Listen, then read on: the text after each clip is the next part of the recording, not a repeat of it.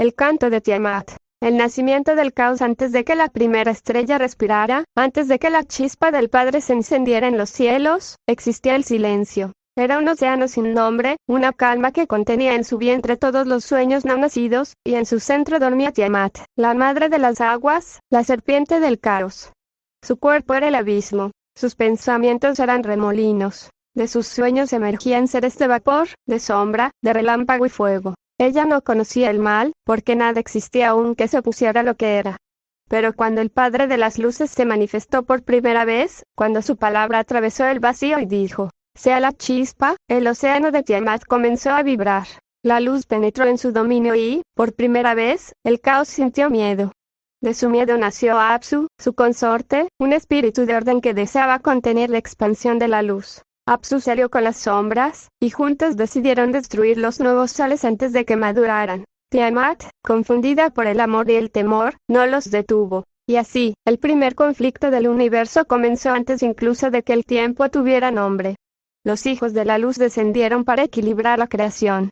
Eran los primeros mensajeros celestiales, fragmentos de la mente divina. Traían consigo la pureza del Padre, pero también la fragilidad de la compasión. Mientras ellos sembraban estrellas, Tiamat creaba tormentas que devoraban galaxias enteras.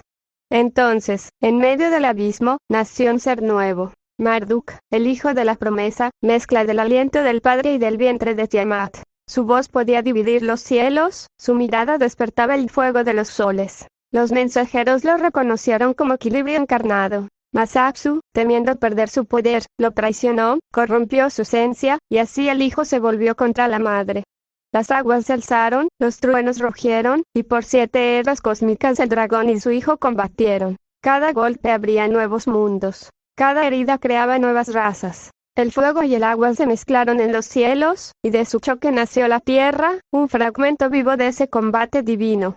Marduk, con lágrimas de fuego, perforó el corazón de Tiamat y la dividió en dos. Con una mitad formó los cielos, con la otra, los mares. Y en medio de ambas colocó una chispa del Padre, sellando el equilibrio entre caos y luz.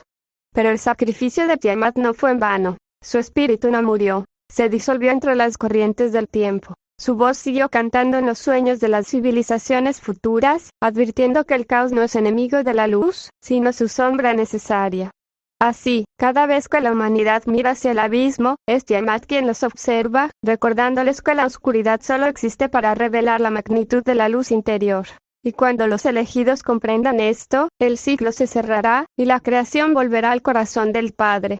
El canto de Tiamat aún resuena en los mundos antiguos, en los truenos que rompen las nubes y en los mares que rugen contra las costas. Es el eco de una madre que amó tanto su creación, que prefirió deshacerse a sí misma para que la vida pudiera nacer.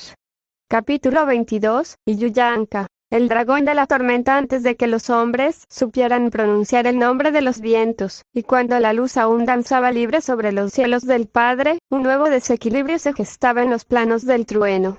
El dragón Yuyanka, nacido del remolino que surgió cuando el fuego y el agua de Tiamat se entrelazaron, fue la primera criatura que comprendió el poder del sonido divino.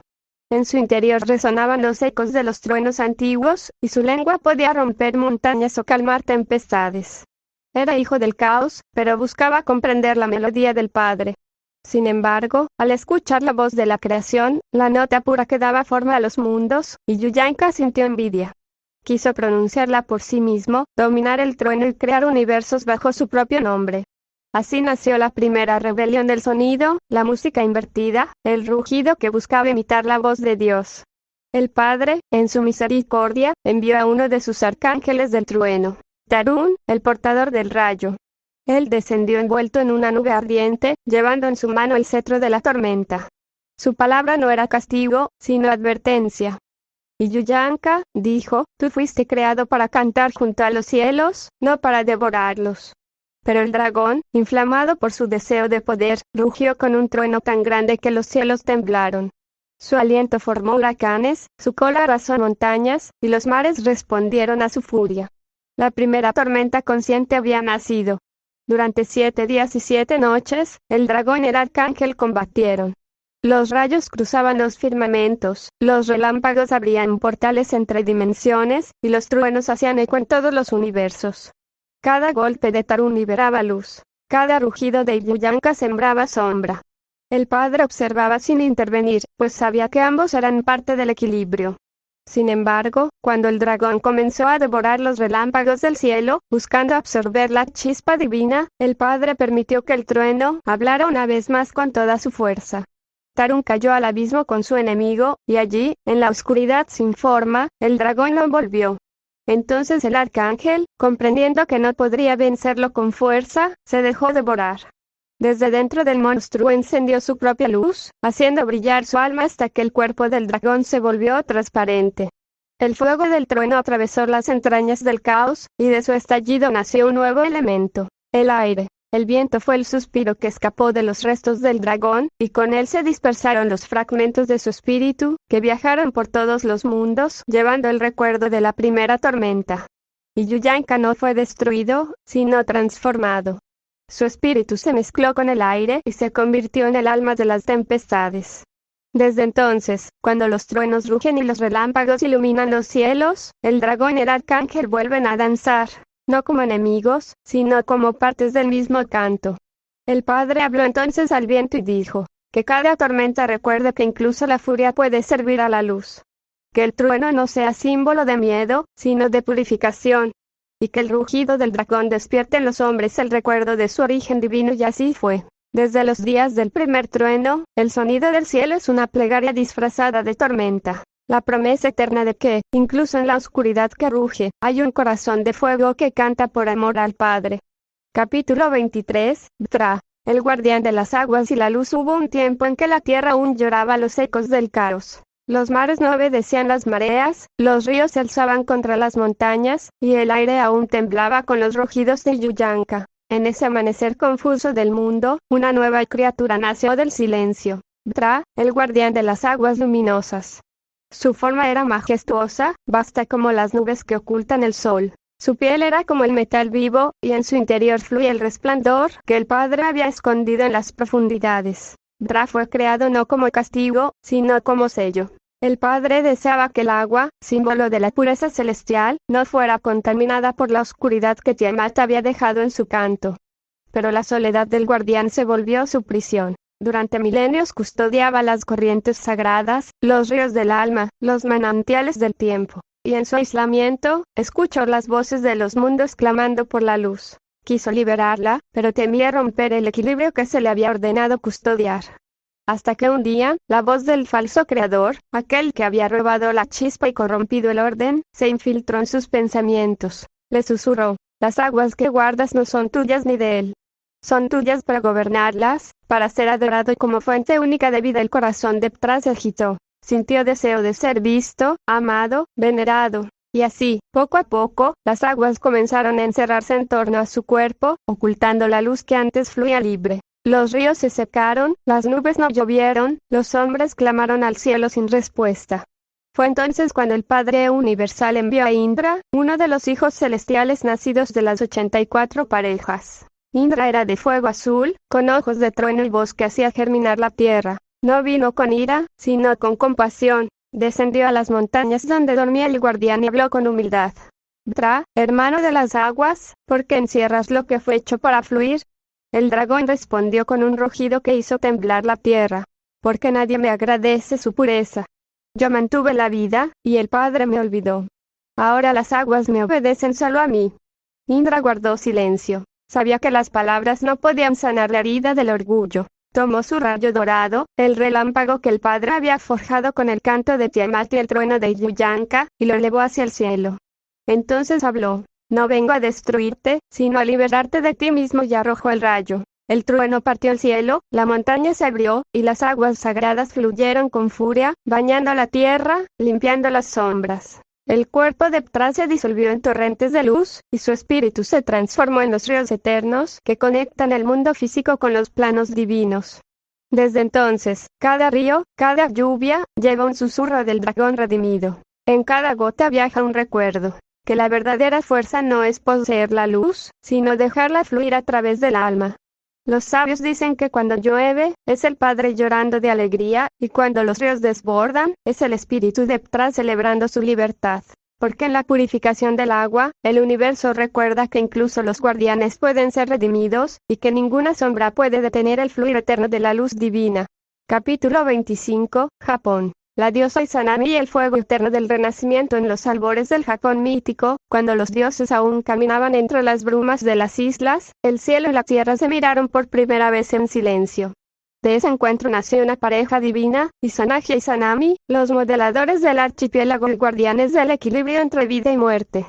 Bajo el resplandor de un fuego antiguo, ellos giraban la lanza celestial sobre las aguas del caos, y de las gotas que caían nacieron las 8 grandes islas del Japón. Todo era armonía, danza y creación. Pero el destino, como una sombra inevitable, aguardaba el momento de probarlos. Cuando Izanami dio a luz al dios del fuego, su cuerpo ardió con llamas divinas. En su dolor, cayó hacia el reino de Yomi, el mundo de los muertos, donde las almas vagaban entre tinieblas húmedas. Izanagi, su amado, descendió tras ella, desafiando las leyes del universo. Allí, entre ruinas espirituales y ecos de almas perdidas, encontró a su esposa envuelta en un sudario de oscuridad. Su voz tembló. Izanami, he venido a traerte de vuelta, pero cuando la antorcha iluminó su rostro, vio que la corrupción del Yomi la había transformado. Izanami ya no era solo una diosa. Era el reflejo de la decadencia de la vida, la muerte misma en forma divina. Ella lloró, no de pena, sino de rabia. Me has visto sin permiso, ahora las puertas del Yomi jamás se abrirán para ti. Izanagi huyó, perseguido por 1000 sombras. En la superficie del mundo, selló la entrada con una roca inmensa, y desde entonces los vivos y los muertos quedaron separados. Pero algo en su corazón se quebró. Comprendió que la luz y la oscuridad eran amantes inseparables, que sin una no puede existir la otra. En el mar, se purificó lavando su cuerpo de la inmundicia del inframundo. De sus lágrimas nació Amaterasu, la diosa del sol, portadora del fuego eterno del renacimiento. De sus ojos surgió Tsukuyomi, la luna que refleja la verdad en calma. Y de su furia nació Susanoo, el viento destructor y purificador. Aquella tríada, sol, luna y tormenta, fue el nuevo pacto del cielo, la tríada de la renovación. Desde entonces, cada ser humano lleva dentro la chispa de Izanami, la memoria del dolor que lo hace transformarse, y la llama de Amaterasu, el fuego que lo impulsa a renacer.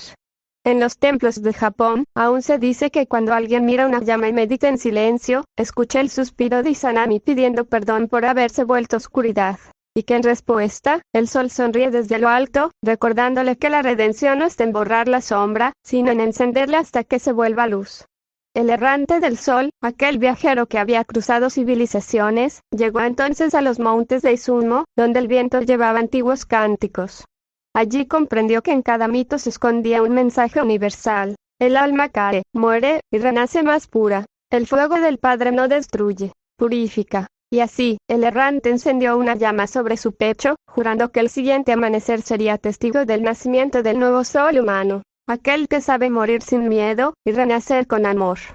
El llamado del sol primordial. Antes de que existieran los nombres y las fronteras, el sol hablaba con su luz. Sus palabras eran ondas doradas que atravesaban el vacío, sembrando conciencia en los mundos recién nacidos. De aquel resplandor surgieron las 7 tribus del sol, civilizaciones que portarían en su esencia los rayos sagrados del entendimiento, cada una reflejando una faceta del Padre universal.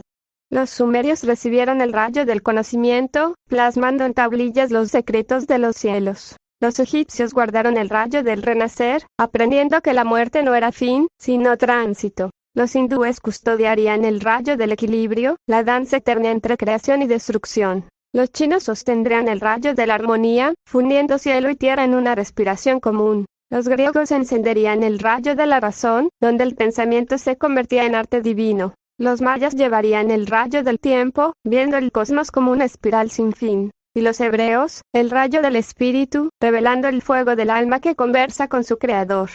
Cada tribu levantó templos hacia el cielo, pero todos escuchaban un mismo eco. El sol no es solo una estrella, es un corazón que late dentro de ustedes, y así, el Padre de la Luz envió a un mensajero, el errante de los cielos, para unificarlas. Viajó por desiertos, montañas y mares, despertando memorias dormidas. Donde pasaba, los niños soñaban con soles de colores. Los ancianos lloraban al recordar que eran fragmentos de ese mismo brillo. Una noche, el errante se detuvo ante un círculo de fuego, y el sol habló en su mente. Reúne a las tribus, hijo de las eras. El tiempo de las sombras se aproxima, y solo la unión de los 7 rayos podrá abrir la puerta de la aurora. El errante inclina la cabeza. Sabía que el llamado no era solo una misión, sino una promesa hecha antes de nacer. Y mientras el amanecer nacía sobre el horizonte, su sombra se extendió por los 7 reinos, anunciando el comienzo del retorno de la luz.